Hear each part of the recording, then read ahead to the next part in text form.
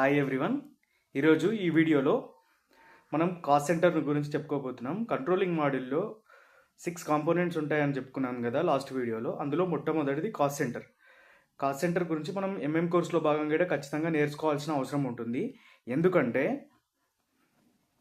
Cost centre అనేది మన ఏదైతే స్పెషల్ ప్రొక్వైర్మెంట్ ఉందో పైప్ లైన్ అని, ఆ పైప్ లైన్ ప్రొసీజర్ కంప్లీట్ చేయాలంటే మనం కాస్ట్ సెంటర్ గురించి ఖచ్చితంగా తెలుసుకోవాల్సిన అవసరం ఉంది.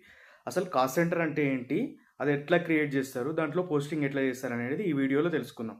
కాస్ట్ సెంటర్ అంటే ఒక ఆర్గనైజేషన్లో మనం ఏదైతే ఎక్స్పెన్సివ్ ఖర్చు చేస్తున్నామో దాన్ని రికార్డ్ చేయడాన్ని ఒక కోడ్ క్రియేట్ చేసుకొని దాంట్లో ఆ ఎక్స్పెన్సెస్ అంతా రికార్డ్ చేయడం జరుగుతుంది.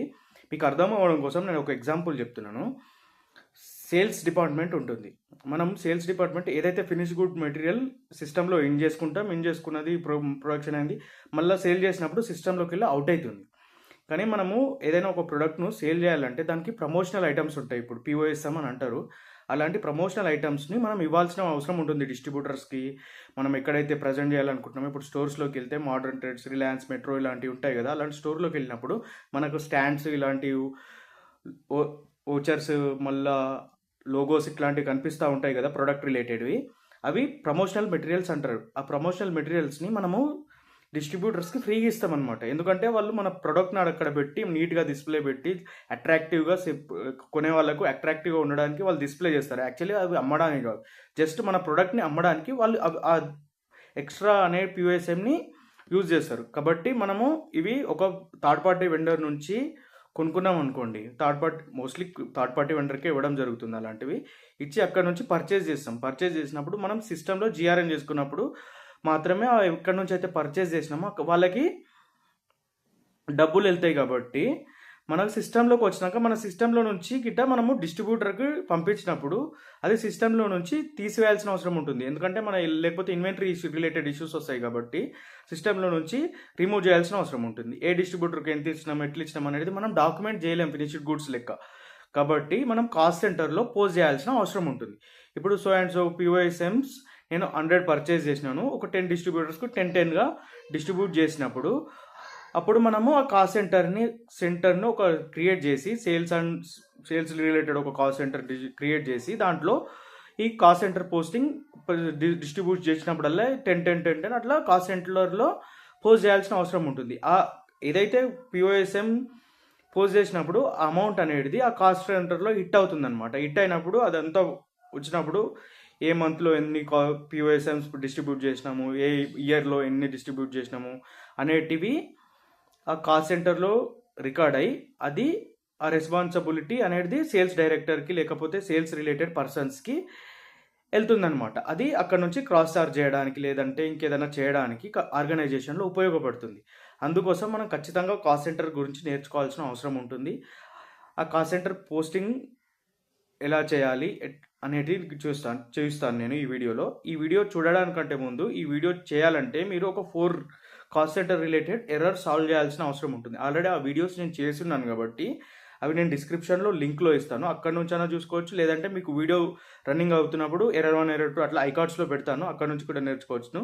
లేదంటే మన ప్లేలిస్ట్ ఉంది కదా, ఎర్రర్స్ రిలేటెడ్ ప్లేలిస్ట్, అక్కడికి వెళ్ళి ఆ వీడియోస్ను మీరు చూసి నేర్చుకోవచ్చు. అది చేసి ఆ ఇష్యూస్ సాల్వ్ చేస్తేనే ఈ వీడియోలో చూపించే ప్రాసెస్ మీరు చేయగలుగుతారు.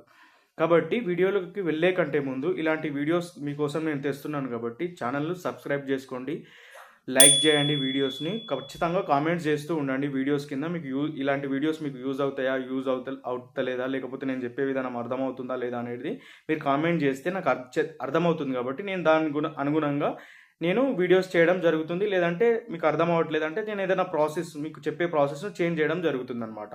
ఇలాంటి వీడియోస్ యూట్యూబ్లో రావడం చాలా తక్కువ కాబట్టి మీరు వీడియోస్ ఖచ్చితంగా స్కిప్ చేయకుండా చూస్తూ ఉండండి. ఎస్ఐపి నేర్చుకోండి, మీకు ఫ్యూచర్లో గిట్ట మంచి కెరియర్ ఉంటుంది. చలో వీడియోలోకి వెళ్దాం. మనం మొట్టమొదట కాస్ట్ సెంటర్ను క్రియేట్ చేయాల్సిన అవసరం ఉంటుంది. కాబట్టి మనం కాస్ట్ సెంటర్ను క్రియేట్ చేద్దాం. కాస్ట్ సెంటర్ క్రియేట్ చేయడానికి టీ కోడ్ వచ్చేసి KS01 ఎంటర్ చేసిన తర్వాత కంట్రోలింగ్ ఏరియా అడుగుతుంది అనమాట. నా కంట్రోలింగ్ ఏరియా వచ్చి RBIN, నేను RBIN ఎంట్రీ చేస్తున్నాను. మీరు క్రియేట్ చేసేటప్పుడు మీ కాస్ట్ సెంటర్ కంట్రోలింగ్ ఏరియాను ఎంటర్ చేసి ఓకే చేయండి. ఓకే చేసిన తర్వాత కాల్ సెంటర్ నంబర్ అడుగుతుంది. మీరు కాల్ సెంటర్ నంబర్ ఇవ్వండి. నేను కాల్ సెంటర్ నంబర్ POSM 2025 అని ఇస్తున్నాను. ఆ, ఇది నాకు ఒక లాజిక్ ప్రకారం ఇస్తున్నాను. మీరు ఎలా కావాలనుకుంటే మీరు అలా ఇచ్చుకోండి. తర్వాత వ్యాలిడ్ ఫ్రమ్ అని వ్యాలిడ్ 2 ఉంది కదా, నేను ఫస్ట్ వ్యాలిడ్ 2ను మార్చేస్తాను. 31 12 2025 అని ఇస్తున్నాను. ఇక్కడ వ్యాలిడ్ ఫ్రమ్ అనేది 01/01/2025 ఇస్తున్నాను. 2025 ఇయర్ మొత్తం ఇచ్చి ఓకే చేస్తున్నాను. ఓకే చేసిన తర్వాత ఇక్కడ మీకు డిస్క్రిప్షన్ అడుగుతుంది. మీరు డిస్క్రిప్షన్ ఏం చేస్తారంటే POSM 2025 అని ఇస్తున్నాను. మీకు నచ్చినట్టు నేమ్ డిస్క్రిప్షన్ ఇచ్చుకోండి. ఎందుకంటే నేను ఇది ప్రమోషనల్ మెటీరియల్ 2025 ఎక్స్పెన్సెస్ ఇందులో రికార్డ్ చేయాలనుకుంటున్నాను కాబట్టి నేను ఇలా ఇవ్వడం జరుగుతుంది. నేమ్ అండ్ డిస్క్రిప్షన్ ఎంటర్ చేసిన తర్వాత మీకు ఈ ఎక్స్ట్రా డీటెయిల్స్ కూడా ఎంటర్ చేయాలనుకుంటే ఎంటర్ చేసుకోవచ్చు. పర్సనల్ రెస్పాన్సిబుల్ అట్లా. నేను పర్సనల్ రెస్పాన్సిబుల్ వచ్చేసి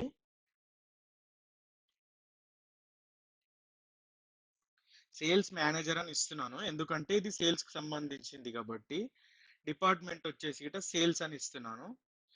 ఇచ్చేసి కేటగిరీ వచ్చేసి ఇక్కడ చిన్న బాక్స్ లెక్క కనిపిస్తుంది కదా, దీని మీద క్లిక్ చేయండి. క్లిక్ చేస్తే మీకు మీరు ఏ కేటగిరీ కోసం, ఏ పర్పస్ కోసం ఇది క్రియేట్ చేస్తున్నారు అనేది ఇక్కడ సెలెక్ట్ చేసుకోవాల్సిన అవసరం ఉంది. నేను ఇక్కడ సేల్స్ కోసం చేస్తున్నాను కాబట్టి సేల్స్ సెలెక్ట్ చేసుకుంటాను. సేల్స్ అని సెలెక్ట్ చేసుకున్న తర్వాత ఇక్కడ హైరార్కీ ఇవ్వాల్సిన అవసరం ఉంటుంది. హైరార్కీ H1 ఇస్తున్నాను. ఎందుకంటే నేను కంట్రోలింగ్ మాడ్యూల్లో చేసినప్పుడు H1 ఇచ్చాను కాబట్టి హైరార్కీ ఇక్కడ H1 అనే ఇస్తున్నాను అనమాట. అలాగే ఇవ్వాలి కూడా మీరు. ఇక్కడ కరెన్సీ వచ్చేసి INR ఇస్తున్నాను. నాది ఇండియన్ బేస్డ్ కంపెనీ కాబట్టి INR ఇవ్వడం జరిగింది. ఇచ్చి ఎంటర్ చేసేసి సేవ్ చేసేసేయండి. సేవ్ చేస్తే సేవ్ అయిపోవడం జరిగింది. నా కాల్ సెంటర్ నంబర్ గుర్తుపెట్టుకోండి, POSM 2025. ఇప్పుడు నేను ఈ మెటీరియల్ ని పర్చేస్ చేసిన ఉంది నా సిస్టమ్ లో ఒక POSM మెటీరియల్ ఉంది. నేను డిస్ట్రిబ్యూటర్ కు డిస్ట్రిబ్యూట్ చేస్తున్నాను. డిస్ట్రిబ్యూట్ చేసినప్పుడు దాన్ని నేను సిస్టమ్ లోకి వెళ్ళి నెగిటివ్ చేయాలి. ఇప్పుడు సపోజ్ నా ఒక మెటీరియల్ వచ్చేసి MB52 లో నేను స్టాక్ చెక్ చేస్తున్నాను చూడండి. INH5 లో ఇక్కడ 100 ఉంది, దాని బ్యాచ్ POSM అని దాని మెటీరియల్ కోడ్ ఇట్లా చూపించడం జరుగుతుంది కదా. దీన్ని నేను ఇప్పుడు కాల్ సెంటర్ లో పోస్ట్ చేస్తా. ఒక 10 కానీ 20 కానీ ఎంతనో కొంత డిస్ట్రిబ్యూటర్ కు నేను పంపించిన అనుకుంటా. పంపించినప్పుడు మనం డాక్యుమెంట్ చేస్తే వీలుండదు కాబట్టి ఇందులో కాల్ సెంటర్ పోస్టింగ్ చేయాలి మనం. కాల్ సెంటర్ పోస్టింగ్ చేయడానికి టీ కోడ్ వచ్చేసి మీగో.